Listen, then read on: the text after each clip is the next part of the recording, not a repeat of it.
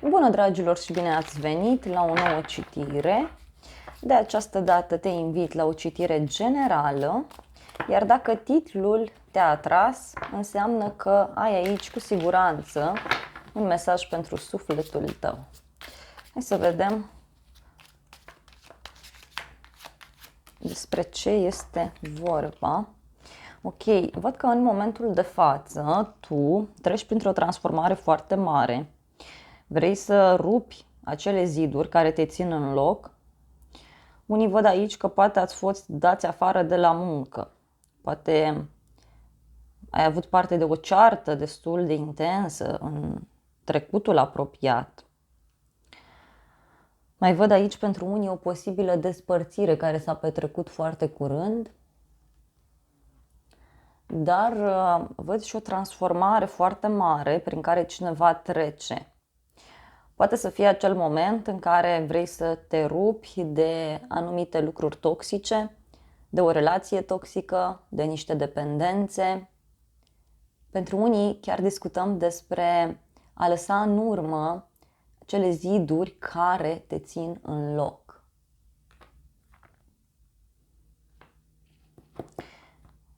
Te-ai hotărât să-ți schimbi viața sau s-a întâmplat un eveniment în viața ta care a fost destul de intens. Uite, aici văd că cineva a lăsat deoparte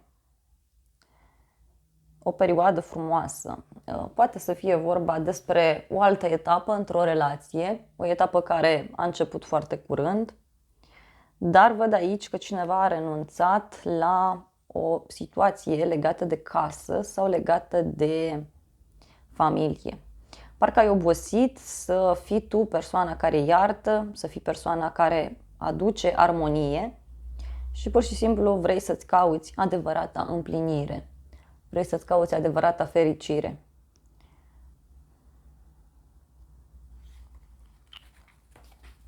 Ai renunțat la un gând legat de o casă, legat de o familie. Unii poate chiar ați trecut printr-un divorț, printr-o despărțire. Hai să vedem următorul mesaj. Ce e cu turnul? Wow, ok.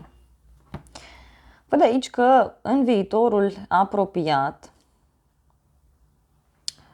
tu vei trece printr-o perioadă în care îți vei urmări doar propriile tale plăceri. Te vei concentra foarte mult pe iubire, te vei concentra foarte mult pe pasiunea pe care tu o ai și văd aici un proiect pe care urmează să-l crești. Dacă ești o persoană care își caută un loc de muncă sau dacă ai probleme în carieră, aici văd că apare o oportunitate foarte rapidă.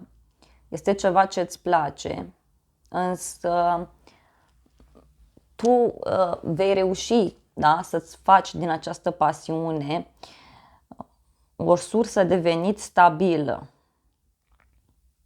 Pentru alții văd că treceți printr-o perioadă așa în care în relație există pasiune, există iubire.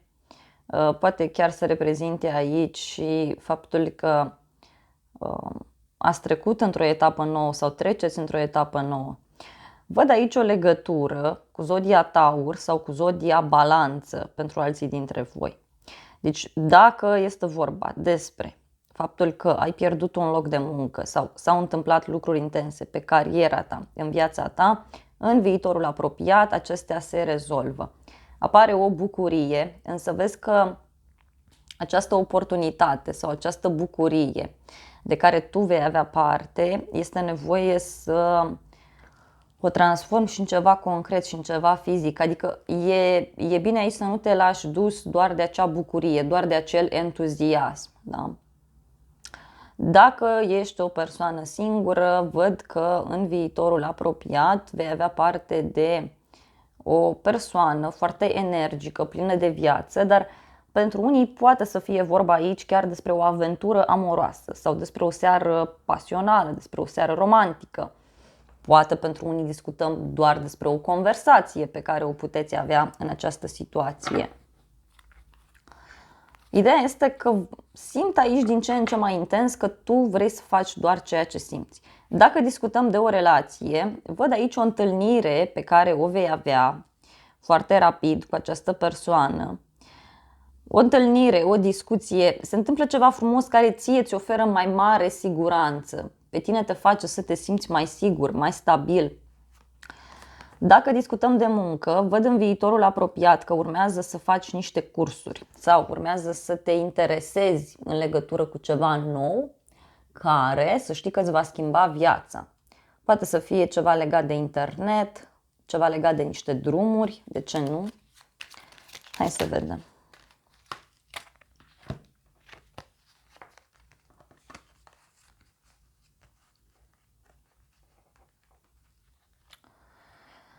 Mai văd aici încă un mesaj foarte puternic și anume această supărare, această tristețe pe care tu o simți este de fapt un noroc mascat, îmbrăcat într-un aparent ghinion. Este o etapă din viața ta în care universul, divinitatea, pur și simplu îți dărâmă acele lucruri care nu îți mai sunt de folos și îți oferă o șansă pentru a lăsa trecutul în urmă. Pentru că unii dintre voi încă sunteți cu gândul la o persoană din trecut. Sunteți cu gândul la un fost loc de muncă, la o anumită reputație, la un anumit statut pe care l-ați avut. Alții sunteți concentrați doar pe această pierdere, fie că este vorba despre pierderea unei persoane, despre o despărțire, e ceva aici ce s-a dărâmat. Este momentul să nu te mai concentrezi pe ceea ce este negativ, ci să vezi partea bună a lucrurilor. Pentru cei singuri este clar aici că apare cineva, apare o persoană care te va face să simți că trăiești din nou. Da? Văd aici o relație cu un suflet pereche pentru cei singuri. Cei aflați într-o relație, văd aici că sunt probleme. În orice relație sunt probleme, nu puteți să-mi spuneți că nu. Fie că sunt probleme mari, fie că sunt probleme mai mici, dar ideea este că un anumit eveniment, da, schimbă foarte mult relația și aici, da, se poate ajunge la o căsătorie, la o logodnă, se poate ajunge la o relație care să rămână așa foarte mult timp. Văd o legătură cu zodia Gemeni, Scorpion, Taur, Vărsător și Leu. Bun. Deci este clar aici că este o transformare foarte, foarte mare care apare. Repet, dacă ai pierdut un loc de muncă sau dacă ai probleme acolo, apare un noroc pur și simplu fantastic în viața ta, printr-o pasiune pe care ți-o descoperi, prin faptul că îți dai seama că plăcerea pe care o ai în acea muncă este importantă. Dar dacă discutăm de o relație, este clar aici faptul că lucrurile vor merge într-o direcție foarte pozitivă. Văd că o să crească pasiunea între voi, o să faceți un plan comun. Pentru unii văd un posibil copil sau un proiect. Ideea este că e multă stabilitate, e mult confort în situația asta.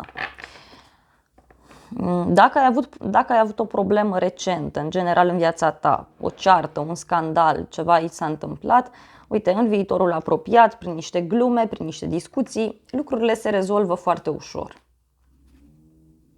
Însă văd aici niște probleme legate de o persoană extrem de sensibilă. Cineva care tot nu lasă trecutul în urmă. Dacă este vorba despre o nouă etapă a acestei relații, este clar faptul că e cineva aici care tot așteaptă să ia o decizie sau așteaptă să se finalizeze ceva. Și acest aspect cu siguranță face ca relația, pe de o parte, să funcționeze pozitiv, pe de altă parte să simțiți așa un sentiment negativ. Următoarea carte.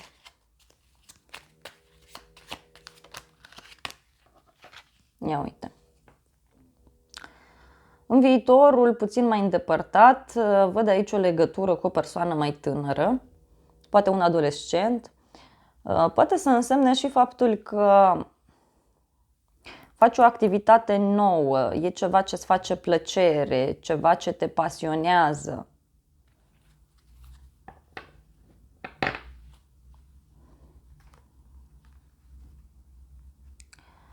Vrei să îți urmărești acea dorință pe care tu o ai, văd aici, și mai văd faptul că va fi nevoie să acționezi diferit față de cum fac oamenii din jurul tău. Nu știu, să spun că toată lumea își face o familie normală, da? Nu știu, să spun că tu ai altă viziune în relația cu partenerul. Tu vrei altceva de la iubire, de la viața ta privată. Este foarte bine. Pentru că văd aici clar că tu ești un deschizător de drumuri. O legătură văd cu un vărsător, dar și cu zodia pești. Ești pe un teren puțin necunoscut, da? În viitorul apropiat, dar lucrurile sunt bune.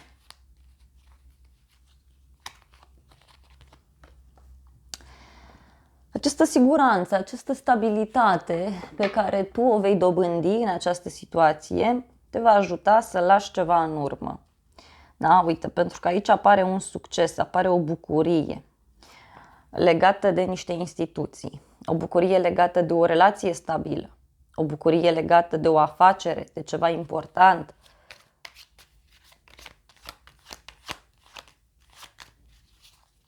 Mergi spre necunoscut.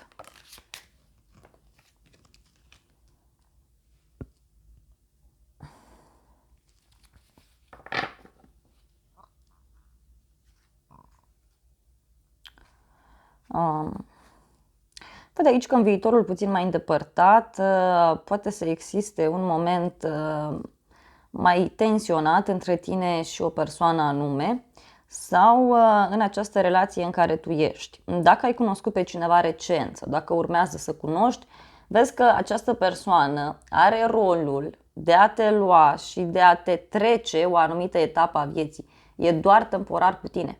Da?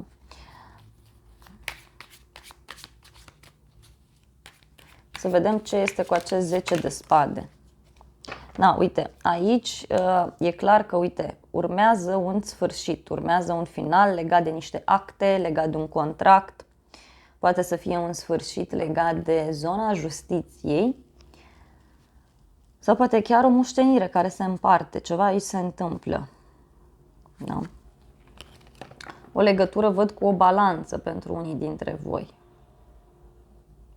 Parcă vrei să ieși dintr-o situație dificilă, vrei să ieși dintr-o asociere, din niște